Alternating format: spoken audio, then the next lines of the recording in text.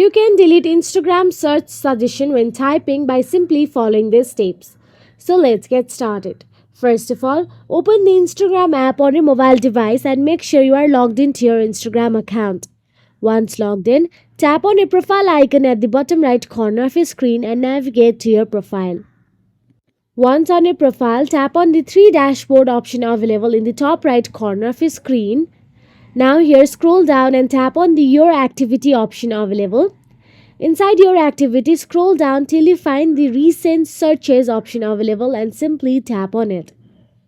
Once you tap on the recent searches, a long list of searches will be shown on your screen.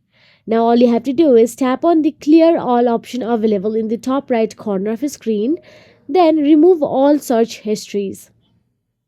What happens is this will refresh the app and remove stubborn suggestions. If you found this video helpful, please like, share and subscribe our channel, and thank you so much for watching.